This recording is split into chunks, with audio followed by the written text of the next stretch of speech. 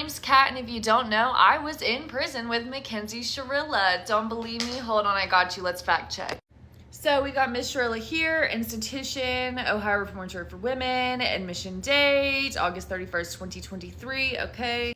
Now we have me, institution, Ohio Reformatory for Women, admission date, April 10th, 2024. All right, got that clear. Let's talk about the documentary that just came out on Netflix, The Crash, about Mackenzie, because oh my God, do I have some shit to say. Foremost, I want to shout out Netflix for making it and filming it in a way that is very, very evident to make Mackenzie and her family look like complete dumb.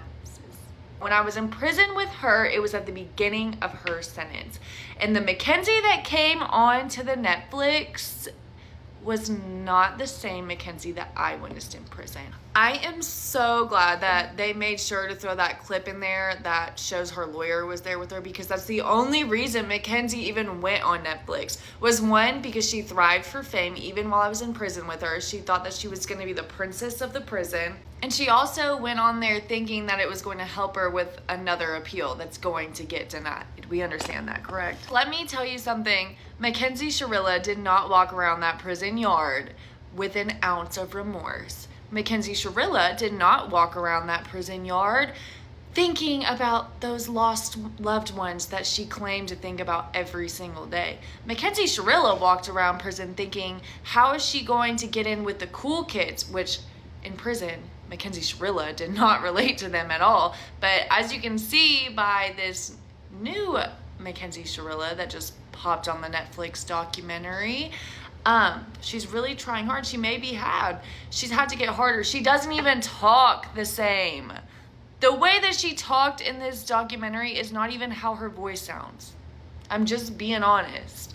She's got a rasp to her voice, and that might be because in there she's starting to do rugs, which I've heard through the grapevine and other inmates that she is, which is what it is, bound to happen. You're in there for life. When I was in there with Mackenzie, all she cared about was doing her makeup, walking the yard with her one or two friends that were also very similar to her, young girls, social media influencer wannabes, thinking that it was a high school like popularity contest. Now in the documentary you can tell, because it's been a couple years by now, you can see she's been broken down. You can see that she was starting to hang out with the lifers, which are more, I don't want to say institutionalized, but yeah, institutionalized and like harder, I guess you could say, and clicked up with each other. And you can tell just by the looks, and I hate to be like whatever, but as somebody who was in prison and in prison with her, you can tell. Mackenzie's story when she was in, like when I was in prison with her, was that she was high on shrooms when this accident occurred. And it had never came out in any documents that she had gotten her blood tested for the shrooms, because it's hard to test for. A lot of states don't. They showed in this documentary that they sent it to an out-of-state lab to get tested, and there was only THC found. So now, like, girl, I already knew that you were lying, but now it's like you're just making up a huge story with no evidence to even try to back you up. So you look even more guilty. You don't care, like, that you took these lives. She walked around, never saw her cry. Are you kidding me? If I was in there, she walks around thinking she's gonna get out. Now, like I said in this documentary, after her appeals getting denied and stuff, I think it's kind of dawning on her that, baby girl, you're finna sit down. You better get in where you fit in, Shirilla. And Dom, and if you think Mackenzie going to prison was the end of her being in toxic relationships, let me tell you something. She was in like 4 in the short span that I was in there with her inside the prison walls.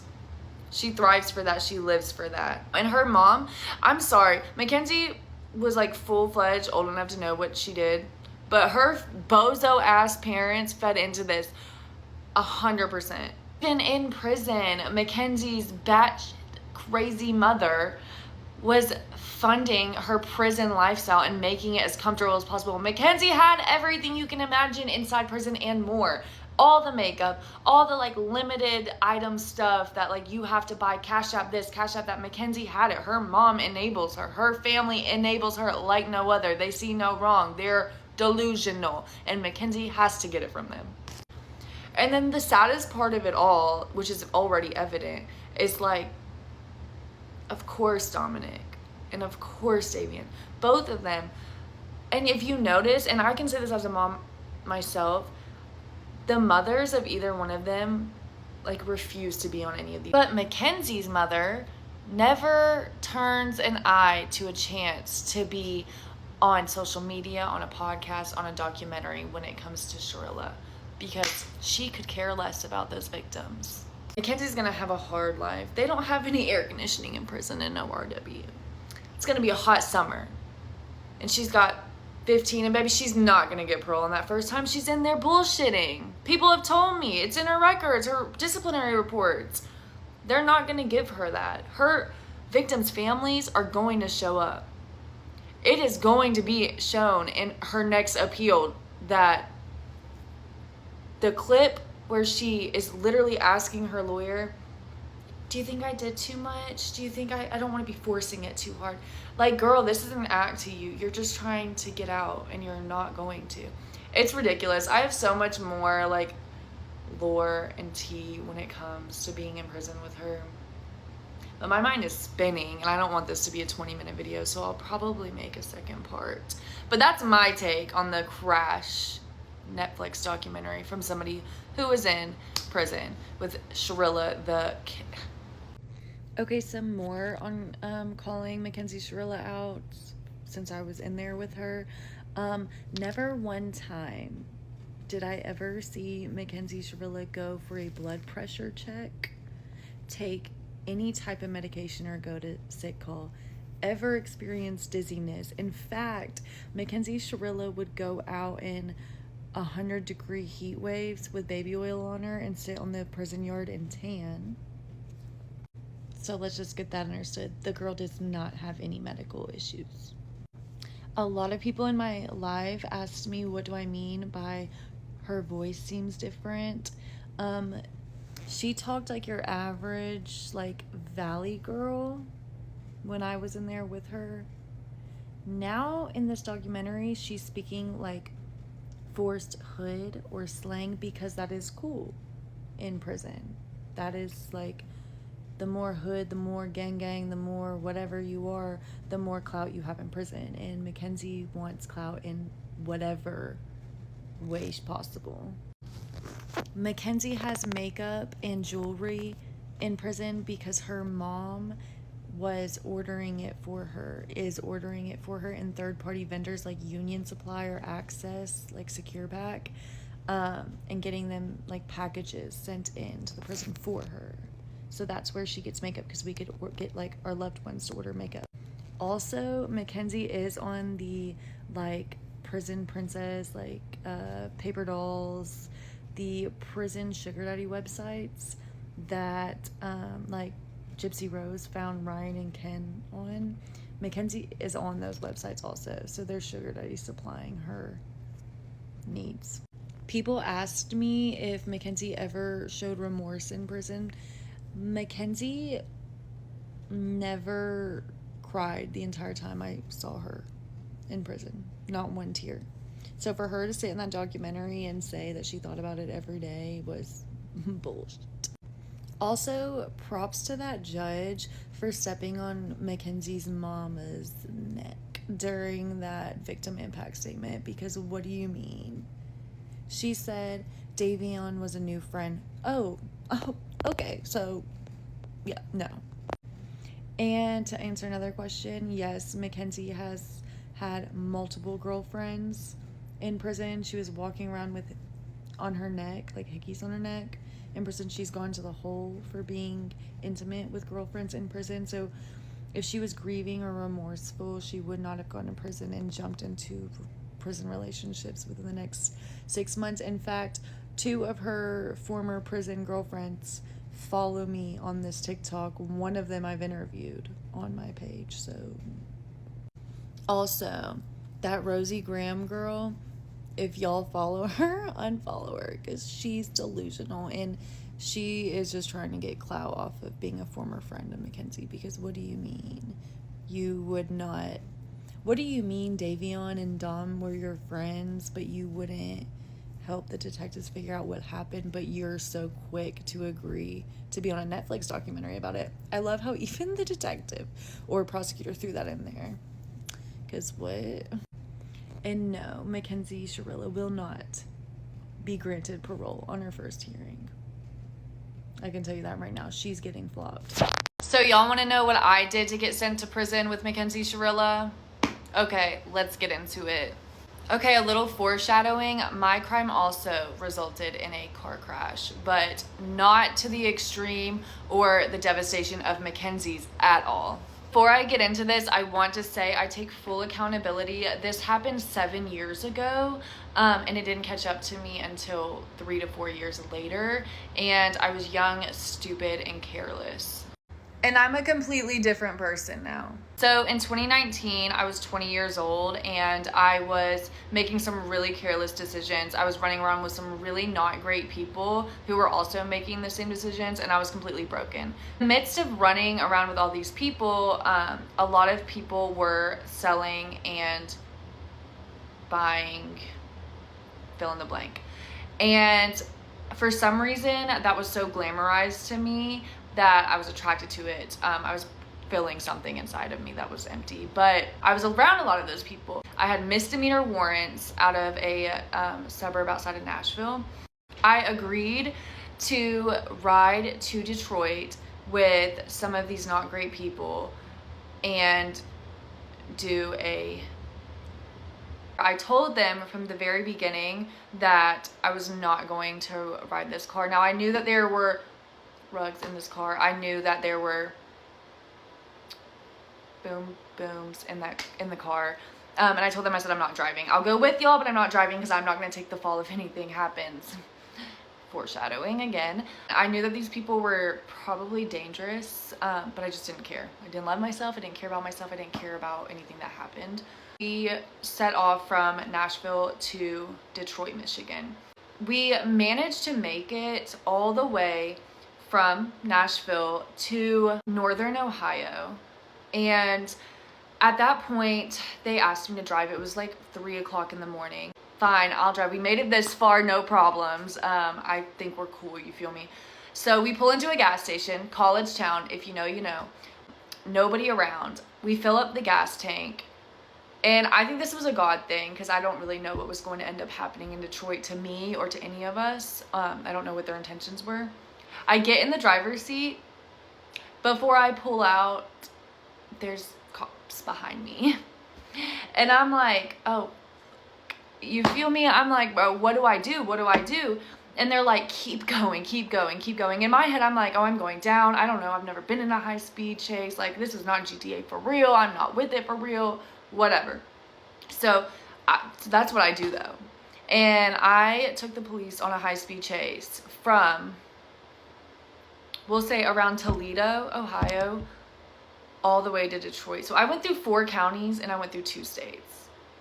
They tried to deploy 2 spike strips and they failed. I'm not sure how. They had us marked armed and dangerous because when they ran the tags, the car came up as carjacked. Mind you, these people had this car when I met them. So we get to Detroit and I hear a loud boom. I thought it was a helicopter. The way that it sounded, I said, are those the helicopters? Mind you, I'm going like over 100 miles per hour. And they were like, no, that was the tire. So at that point in my mind, it had registered like, oh, we're gonna crash. Because I can't press on the brakes. I'm on the interstate. There's cars everywhere. If I press on the brakes on 3 tires, we're gonna spin out like guaranteed. As soon as I'm like, I don't know, I just let off the gas and we spin out 4 times and flip into a median. So instantly the cops come. They have their big pull us out the car. We're going to jail. We're going to jail. We all go to jail in Detroit. I had been to jail at this point before for like petty stuff in, I guess what you would consider a nice jail in the suburbs, and now I'm going to jail in the D. Like, so stupid. Could have hurt so many people. I'm so grateful that I didn't. So then I get to Detroit. I bond out. Okay. A year later, I'm in Florida on vacation. We get pulled over. They tell me I have to go to Ohio. I have warrants in Ohio. I'm being extradited to Ohio. They extradite me to Ohio. It took me 7 days to get from jail in Florida to jail in Ohio. They charged me with failure to comply with policing law officer in the 3rd degree. They said I put the entire state of Ohio at risk. My bond was $50,000. It took me a month to bond out. I bonded out. They knew that I was not from Ohio, so we were all under the impression like I could go back to Tennessee where I'm from and come back for court. So I bonded out and went back to Tennessee. Continued to live a not great life. I'm gonna be very honest. I struggled, I partied, I was still hanging around not great people, I was still doing not great things. I went to look online to see when my court date was. They had revoked my bond because I went out of state. I said, I'm not going to court, catch me when you can. Then, months go by. I end up meeting my daughter's dad, I end up getting pregnant. I end up having like a come to Jesus moment with myself where I'm like, okay, I'm gonna keep this baby, I'm gonna get my life around, I'm gonna quit doing all this. Ended up catching a new charge in Tennessee right before I found out I was pregnant. Didn't know that I got charged with this. That's another story for another time. Anyway, went on with my pregnancy, got my life together to the best of my ability with warrants in another state, and had my daughter. 6 weeks later, I was out downtown with some of my friends and was arrested by like 10 bounty hunters for charges in Nashville that I didn't know I had. I'm knowing I have to go to Ohio and answer to my charges there, and I wasn't gonna be able to make bond. So I sat in jail, county jail in Nashville for 18 months. Ended up pleading out to something there, getting extradited to prison in Ohio. Was in county there for maybe 2 weeks, got sentenced to 18 months in prison there. Got shipped out the next week. Was in admissions, went through prison. Did my time, and then went to the halfway house. So I went to prison for taking the police on a high-speed chase. Now, I was in prison. Yes, I was in prison with Mackenzie Shirilla. We've established that. Yes, I'm thriving. I'm living my best life. I've gotten my life completely on track. I'm a mother, I'm a student, and I'm an employee. And yeah, I think everything happens for a reason. I learned some valuable lessons. That is what it took for me to get my shit together, because I always thought like, oh, I'm gonna get away with it. I can get away with everything. I'll never get like in big girl trouble. And then I got in big girl trouble, like all at once. And I was taken away from my biggest blessing in the world, which is my daughter. And I never want to feel that pain ever again. So I make sure I do everything in my power to be the best version of myself and be a better version of myself than I was the day before, because I will never walk through the door of a county jail or prison again, and I stand on that.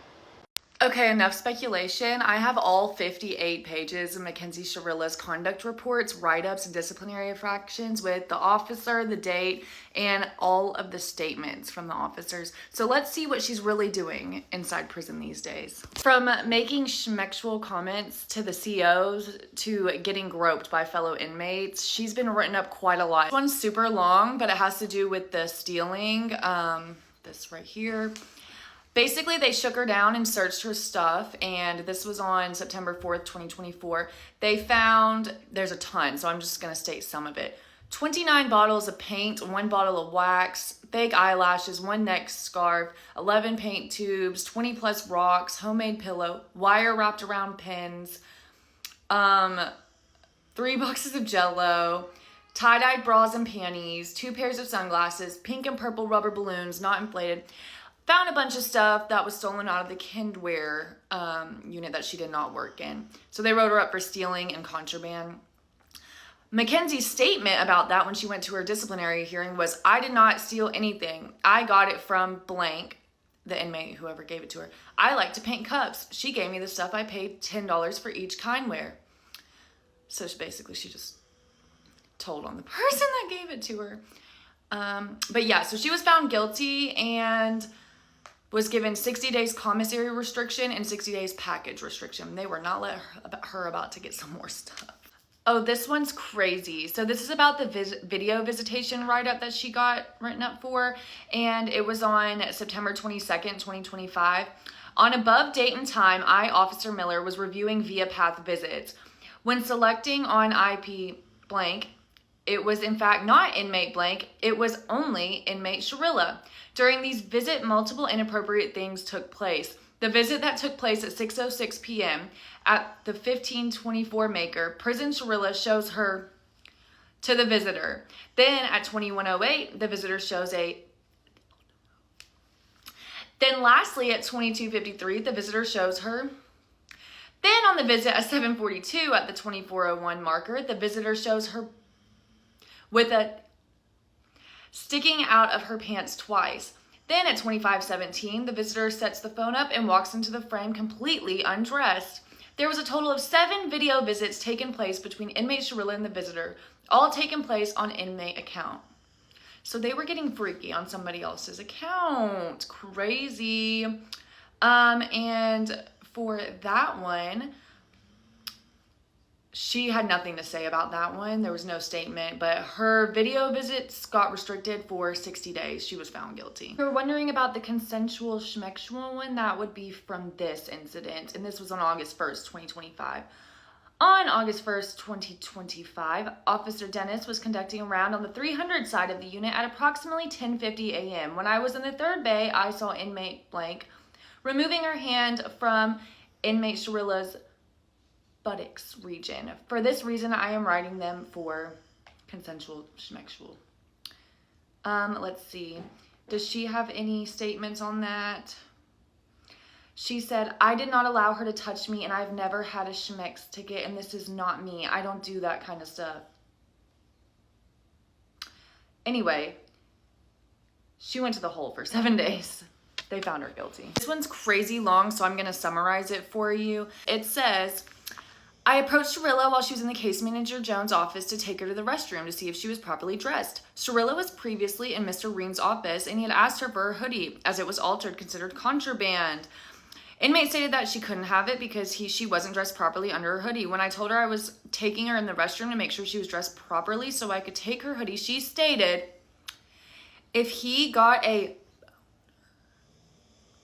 from the way I'm dressed, that's his fault. As she got to the door of Miss Jones' office, she told Miss Jones to come with us to the restroom because she didn't feel comfortable.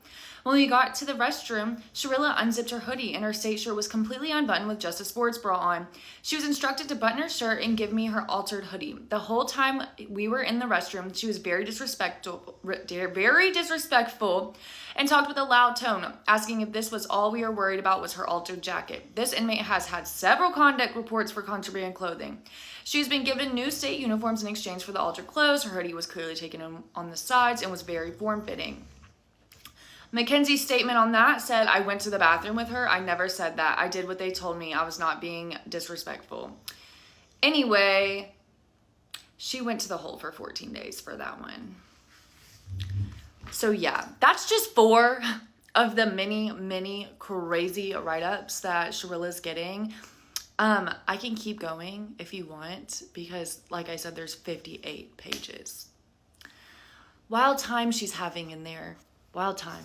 I've got all 58 pages of Mackenzie Shirilla's prison disciplinary reports with the officer statements, the inmate statements, and everything in between. So let's jump into these.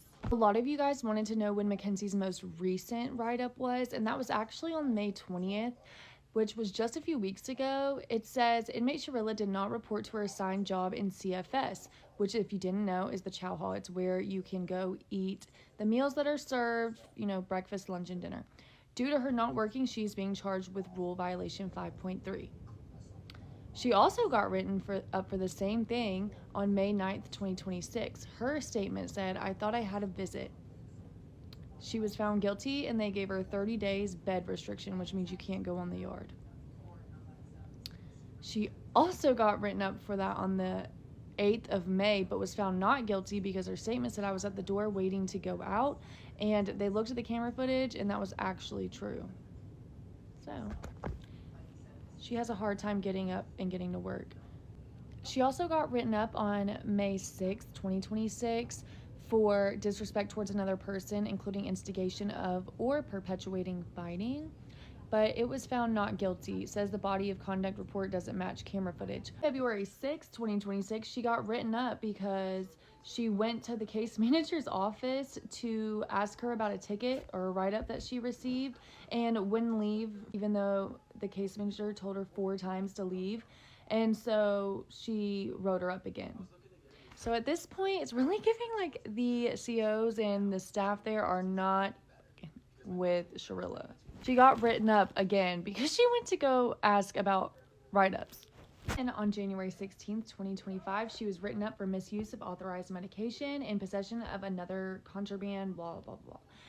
And it says that a random bed search was conducted on inmate Shirilla's bunk. During search, a packet of unknown medication was found with the name of individual prescribed. Inmate Shirilla admitted to using the meds and that they weren't hers. Also, she had a personal photo of herself containing drug use. For this reason, she's being charged with blah, blah, blah. She was found guilty, but her inmate statement says it did not have drug use in it. The pills was prenatal vitamins I got from another. Prenatal vitamins. She was found guilty. 30 days bed restriction. Then let's run it back to October 19th, 2024.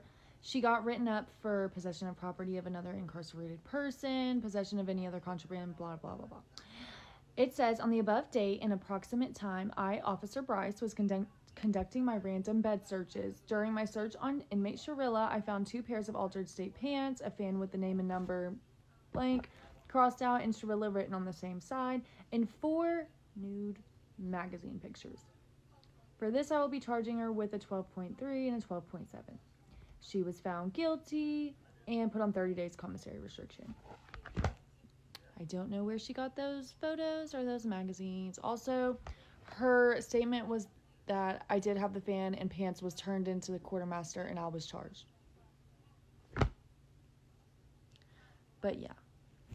The majority of her write-ups are for like altered clothing or out of place, which not taking up for her by any means, but getting written up for out of place is really, really, really easy. In my opinion, it's really feeling like it's looking like the COs and the staff there don't her. And usually that's because they know you're up to no good, and so they just catch you for whatever is possible. It's better to just keep your head down and not be noticed. Let's look at Mackenzie Shirilla's disciplinary infractions, and I'm going to tell you what they probably are for and what they mean from somebody who was in prison with her and was at that prison and has a pretty good understanding of these write-ups. May 16th, 2024, she got written up for being out of place. Now that can be for a couple things. She either was not where she needed to be for count time, which happens 3 times a day, or she was in somebody else's dorm or unit, and usually that's not for a good reason. September 4th, 2024, stealing or embezzlement of property. Exactly that. I heard that she stole some beads from the bead room in her unit, which got her moved to another unit. All alleged. She was also written up for possession of contraband, including altered items. So she took something and either hemmed it to be more form-fitting, or she just messed around with something that was state issued. October 19th, 2024, possession of property of another incarcerated person. So she stole something from somebody. Or she had somebody's TV that had their name engraved on the back that a lot of people sell before they leave prison. And another contraband ticket. 11/11/2024, another contraband of altered items ticket. 2 days after that, on the 13th of November, disturbance of a direct order. So the COs were telling her to do something, and she basically said, as well as destruction, alteration, or misuse of property. Exactly that. On November 16th and November 30th, she got 2 more being out of place tickets. And then on December 10th of 2024, she got a disturbance of a direct order again, and another being out of place ticket. January 16th of 2025, she had a misuse of authorized medication. So she had some prescription that she was hoarding, and they found it on her. She either was or selling it or whatever, alleged. And another contraband ticket. She managed to stay out of trouble for the next 3 months, and on April 29th, she got a violation of visitation, including video visits. So something happened, either in a video visit or a real visitation, that was not allowed. I wonder who it was that was visiting her. The next day, Mackenzie got a sexual harassment ticket, disturbance of a direct order, and possession of contraband. Should I say more? May 1st, we've got a possession of contraband. July 15th, 2025, being out of place. 4 days later, she got an encouraging or creating a disturbance. So she was being reckless or egging somebody on to be reckless and obnoxious. July 23rd, being out of place. And to end this, on August 1st of 2025, she got a sexual conduct. Consensual, though. Needless to say, this is not the Mackenzie that I was in prison with. She was not doing any of this. She would be too scared. So prison's really gotten to her. All of these out of place tickets are probably her being in her little boo's dorm. That's not her dorm. So, and I want to know what all this contraband is. It can be from something really minuscule to something really crazy.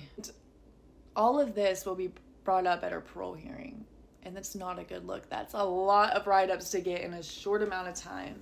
Let's just get that established. Just crazy. Enough about Mackenzie Shirilla. Let's talk about her parents, because be so for real. Y'all know how I've told y'all that they've been literally funding her prison princess lifestyle. I mean, this started way before she went to prison. I mean, look at them in the documentary. Look at how they talk to each other on the jail calls. Like, what? First of all, what do you mean you're letting your 17-year-old, yes, I think that she's mature enough to go live with her boyfriend. They were cooking dinner. Like, be so for real. This is a parenting issue. Not to mention that Mackenzie's dad literally was saying, and the boy had some money. He bought her nice things, and Mackenzie likes nice things. Wonder why. But also, that's weird in itself to say as a father. And then to say that you knew she was smoking and you were okay with it. Basically, as long as she's not smoking, you're cool with whatever she does. And then she gets in trouble for bullying. And you ask her if it happened, and you say, nope, all right, we're all good. And you're a teacher? You're a teacher. That's why you're on leave. And Natalie Shirilla, oh my God, talk about a nutcase. Which I already knew, since she's literally running her Cash App in prison and buying her whatever makeup, jewelry, limited edition clothes, altering her clothes so tight you can see her crack. But for you to get on the stand and think that you were helping your daughter in any way, and literally go up there and say, Davion was just a new friend. Like, what does that even mean? And I'm glad that the judge clocked you. See, that's why it's important to be a decent parent, because y'all literally paved her way into making her think she can do whatever she wants but do no wrong and suffer no consequences. And now look at her. And now she's doing it in prison because y'all still haven't changed y'all's parenting techniques. What? She's getting written up for everything under the sun. Now hear me out. You can love your children without enabling them. I'm a mother. I have a very supportive mother. But when I went to prison, I guarantee you she was not giving me everything that I want inside prison. She ordered me a box and it was all my necessities, things that I needed, and she made sure I had some extra food. If I called my mom and said, hey, can you Cash App this person so I can get my pants altered, my mom would laugh in my face because what do you mean? Who are you trying to look good for? Aren't you in prison? You made the choices to get yourself there. Be so for real. Love ya. And I have mad respect for that, because what do you mean? I did make the choices that landed me in prison. It is not anybody's responsibility to take care of me. I never once thought that my mom didn't love me. I never once thought that my family didn't want anything to do with me. They just prayed every day that I got better, and they helped me with what they could from the outside. My family did not even pay for me an attorney. I had somebody else do it. And I wasn't going to ask them. My family helped with my daughter and, prayed for me. Because what? They're not the reason that I ended up there. I'm a grown woman who made grown woman choices and suffered some grown woman consequences. And Mackenzie did the same thing. I don't care. She was 17. Guess what? At 17, I knew it was wrong to run my car into a building at full speed. Did y'all? Because I feel like you are taught to know right and wrong. And clearly she wasn't by her bozo parents.